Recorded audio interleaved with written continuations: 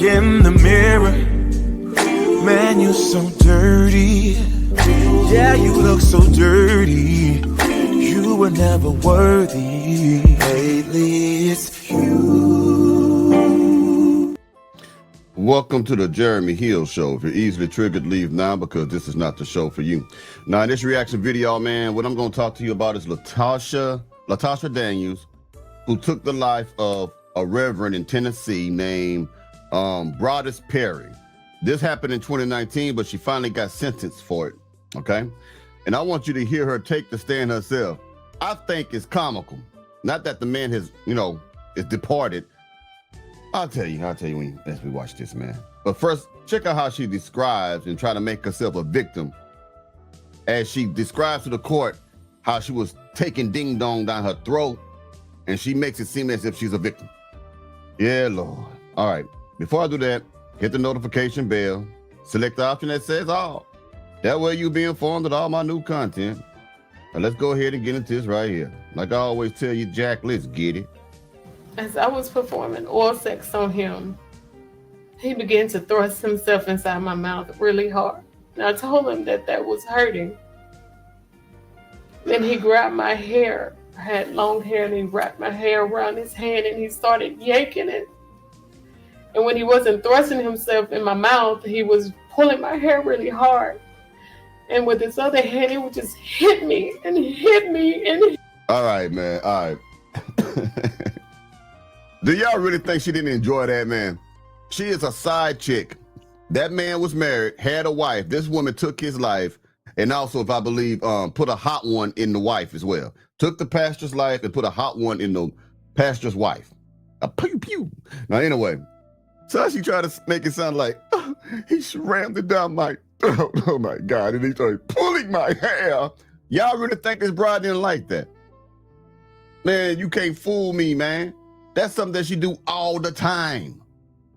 And the nerve of this broad to get on the stand and say this bullshit is mind-blowing. But let's keep going, Jack. Hit me, and I was like, it's hurting. And he was like, you better not bite me. You better not bite me. And then after that, we had sex, and it was just rough. And Sorry, so I gotta bring that back, man. Hit me, and I was like, it's hurting. Himself in my mouth, he was pulling my hair really hard. And with his other hand, he would just hit me and hit me and hit me. And I was like, it's hurting. And he was like, you better not bite me. You better not bite me. And then after that, we had sex, and it was just rough, and it was hard, and it was just not what I was used to. I call cap. That's how they always was fucking. I'm telling you, man, she was sleeping with this man for years, man. For a long time at the very least. And all of a sudden now, he want to become super aggressive gorilla man in the bed. No, man. And then once we finished, something he never ever does was he rolled over and just gave me the cold shoulder. And I was like, you're not going to hold me? And he was like, no. And just went to sleep.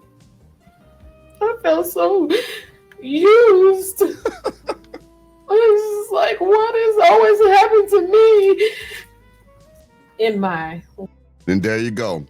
She said, why does it always happen to me? This woman has a string of pookies banging that thing up. Okay? Okay? Y'all better not feel sorry for this bride, man. Used. I was just like, what has always happened to me? In my wanting to head to the room, I had made the decision that I was going to kill myself in front of him because I just wanted him to feel the pain that he was causing me. So when we got in the room, he was already in there by the time I parked and got in. And I pulled out my gun and I told him, you about to feel the same pain that you've been giving me. With the dick. Did you ever threaten him? No. Did you threaten yourself? I told him I was going to kill myself. What did he do? he began to tell me no, and he kept saying that he loved me and that we can fix it. And I was just like, no, you're treating me so bad. And he was just like, that's not, I love you, I love you. And eventually he talked me into putting the gun on the counter as I was. All right, I want y'all to understand something, man. You treat a hoe like a hoe, and you treat a woman like a woman, a lady like a lady. He was treating her like a hoe, and she didn't like that, but she did at the same time. That's why she kept coming back. Another thing I want to say, I didn't understand the questioning by whoever the lawyer was. Did you threaten him? She asked that question after she said she pulled out a gun and told him that you're going to feel the same pain I feel. If that ain't a motherfucking threat, so I ain't trying to cut them on. I don't know. If that ain't a threat, then what is? You know what I'm talking about? So let's go a little bit deeper into this story, man. This is crazy, man. Like I always tell you, let's get it. I don't do crime stories on this page, but we're going to do one today because this story is freaking crazy. This story is crazy and the case is going on right now. Okay, first of all, you got this lady named Latasha Daniels, okay? She's at the church. She's living her life like it's so-called golden. Not really golden, apparently. She decides she's going to have a counseling session with this pastor. And they met up. They met up to counsel the first time. The second time, she was already ready to drop her damn drawers. It didn't 2 times. 2 experiences of Bible study made her wed. take nothing to get them drawers off. Okay? So they in this lurid, I don't know if I'm using the right word,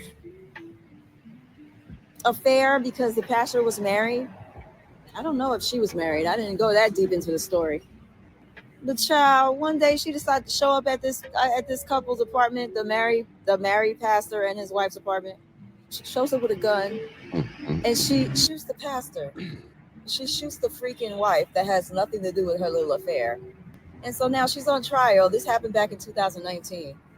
And the trial just started. So y'all are going to be seeing a lot on it on your FYP. I woke up this morning and it was all over my FYP. Like, leave these churchmen alone. That's all I'm going to say. Leave these churchmen alone. Okay.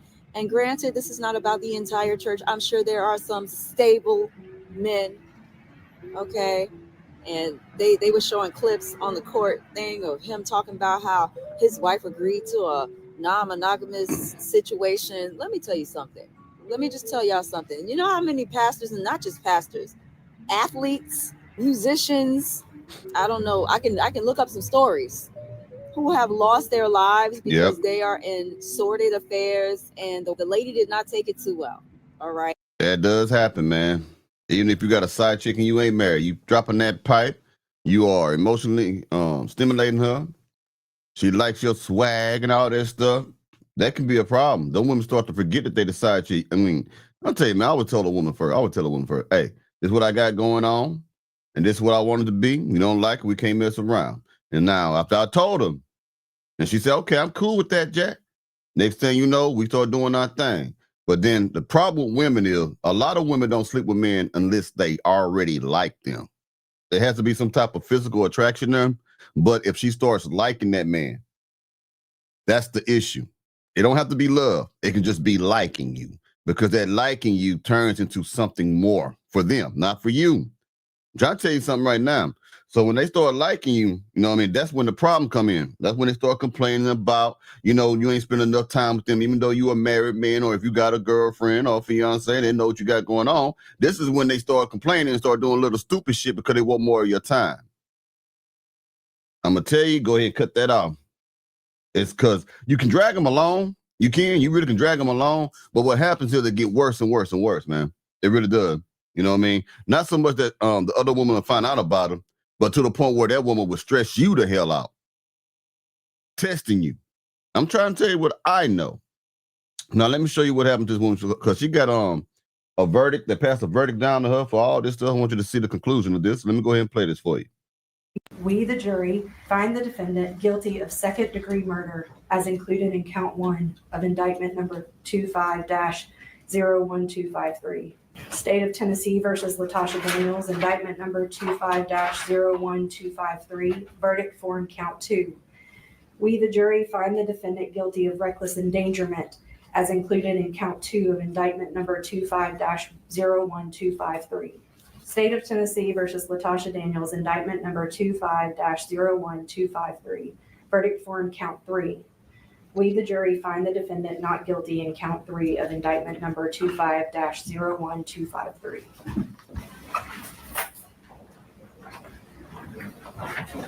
Ms. Daniels, if you would please stand. A jury of your peers has found you guilty of second-degree murder in count 1. The jury has found you guilty of in count 2 of reckless endangerment, and the jury has found you not guilty in count 3. As a 13th juror, I approve that verdict. We'll show your bond revoked, and we'll show this matter set for sentencing.